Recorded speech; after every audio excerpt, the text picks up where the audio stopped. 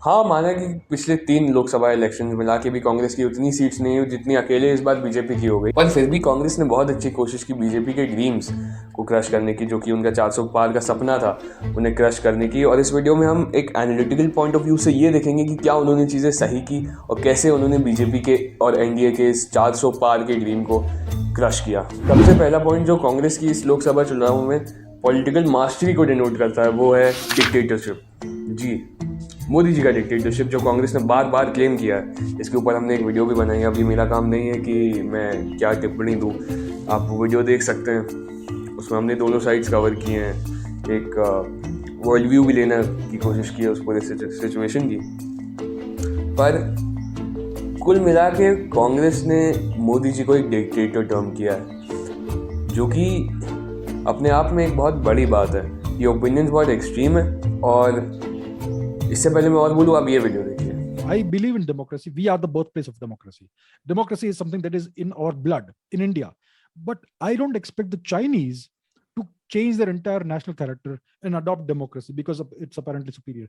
There is no right system or wrong system. Whatever works for a certain culture or civilization is best for them. ये video political analyst mister Abhijit Chavda का है। इस video में वो समझाते हैं कि कैसे अगर एक नेशन की एक particular form of government suit करती है उस नेशन को हिस्टोरिकली, तो आप उसको उसके खिलाफ नहीं जा सकते।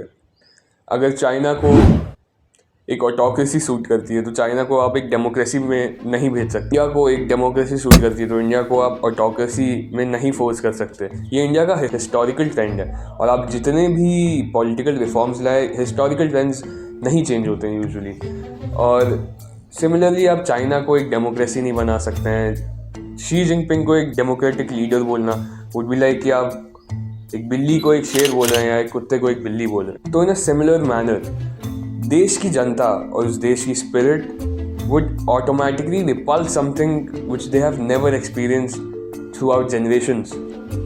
यही कांग्रेस ने अच्छे से दिखाने की कोशिश की। सही थे कि गलत, इस पर मैं टिप्पणी नहीं दूंगा, लेकिन कुल मिला के सारे पॉइंट्स को अच्छी तरीके से यूज़ करना और उन्हें पॉलिटिकल मार्केट्स को केटर करना, जैसे BJP chief mister JP Nadda का ये कहना कि उन्हें आरएसएस की ज़रूरत नहीं है, वो, और दिल्ली के सीएम अरविंद केजरीवाल को जेल में डालना, वो भी, और बहुत सारी चीज़ें जिन्हें एक साथ कंबाइन करके पॉलिटिकल मार्केट यानी कि जनता को प्रेजेंट किया, जिससे कि लगे कि देश खतरे में है और एक डिक्टेटरशिप में। ये मेथोडोलॉजी कांग्रेस के लिए इस इलेक्शन में काफ़ी काम है। उत्तर प्रदेश में बीजेपी को भारी नुकसान हुआ। जहाँ पे उत्तर प्रदेश पे बहुत रिलाय कर रही थी बीजेपी और एनडीए की, वहाँ पे जो सीट्स उन्हें मिलेंगी उससे डेफिनेटली 400 पार हो जाएगा। उत्तर प्रदेश एक मेजर ऑब्स्ट्रक्शन बना बीजेपी का 400 पार के सपने को कुचलने के लिए।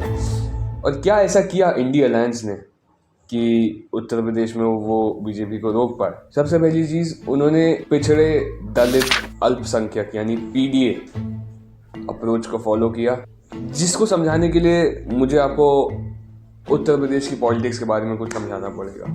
उत्तर प्रदेश कि पॉलिटिक्स जितनी सी सिंपल लगती है उतनी सिंपल है नहीं। अयोध्या जहाँ राम मंदिर बना, वहाँ भी बीजेपी हार गई। और इन सब का रीज़न ये है कि उत्तर प्रदेश की पॉलिटिक्स में स्पेसिफिक्स को टारगेट करना बहुत ज़रूरी होता है। यानी उत्तर प्रदेश में अगर आप सिर्फ हिंदुओं के पास जाएंगे वोट लेने तो हिंदुओं में भी बहुत कैटेगरीज होती है। यूपी और बिहार भी टू एन एक्सटेंट, बिहार तो इनफैक्ट ज़्यादा कास्टिज्म की वजह से। But keeping that aside, Uttar Pradesh में भी स्पेसिफिक्स को टारगेट करना बहुत ज़रूरी होता है, जो इंडिया अलायंस ने बहुत अच्छे से किया। उन्होंने पिछड़े दलित अल्पसंख्यकों को बहुत अच्छे से टारगेट किया और उन्होंने ये भय क्रिएट किया कि बीजेपी रिजर्वेशन सिस्टम को ही एंड कर देगी दोबारा पावर में आने के बाद। और इनफैक्ट उन्होंने अपने मैनिफेस्टो में रिजर्वेशन सिस्टम को और बढ़ावा दिया, जो उनको काफ़ी फ़ायदा दे गया।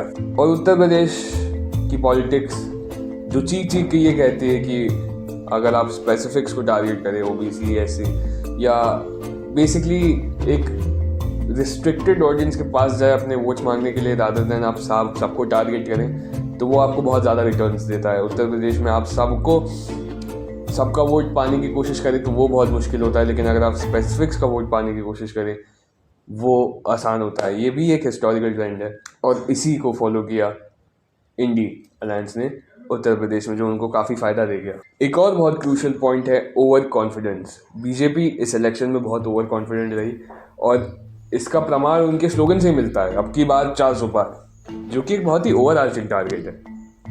ये ओवर आर्चिंग टारगेट तो बीजेपी ने सेट कर दिया, लेकिन ये स्लोगन ही बीजेपी पे बैकफायर कर गया।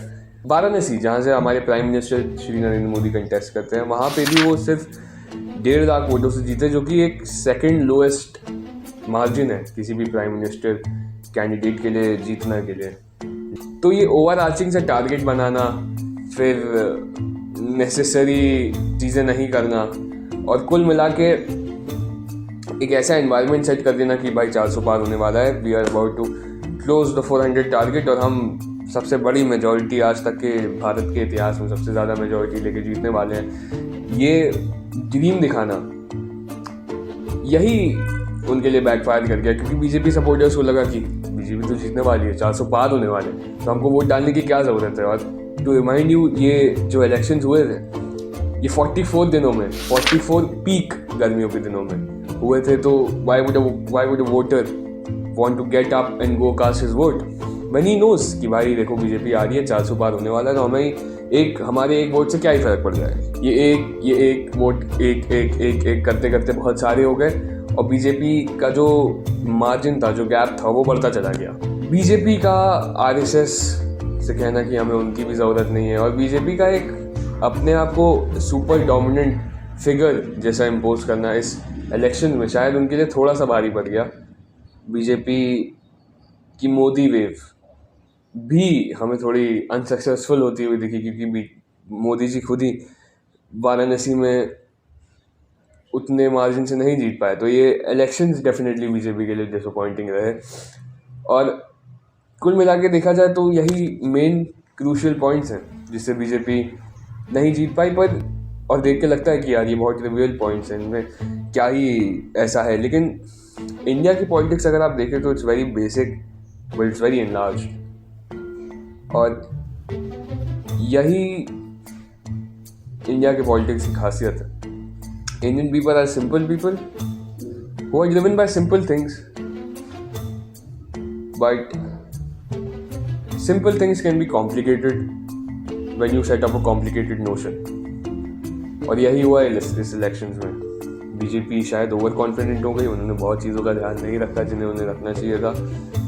या आप ऐसा भी कह सकते हैं कि क्या पता बीजेपी इस बार पावर में सेलेक्ट ही नहीं होती अगर वो 400 पार का टारगेट ना देते। तो जो भी आप कहें, जो भी आप समझें, आई बिलीव कि बीजेपी की यही नोशन की वजह से बीजेपी को भारी नुकसान हुआ इस इलेक्शन में। This is my analysis and that is it for this video. अगर आपको ये वीडियो अच्छा लगा तो उसे शेयर करिए, और अगर आपको ये जानना है कि कांग्रेस ने प्रधानमंत्री मोदी की इमेज कैसे टिंट करी थोड़ी सी, उसमें वो सक्सेसफुल भी हुए। अब तो हम ये कह सकते हैं कि वो सक्सेसफुल हुए क्योंकि मोदी जी को भी उतना फ़ायदा नहीं हुआ उस इमेज के चलते। तो हमारा पिछला वीडियो देखिए डिक्टेटरशिप के ऊपर, कैसे मोदी जी पे एलिगेशन लगते हैं कि वो एक डिक्टेटर हैं, वो वीडियो देखिए। और वीडियोज़ के लिए हमारे चैनल से बने रहिए। It's been great talking to you. Thank you so much. जय हिंद।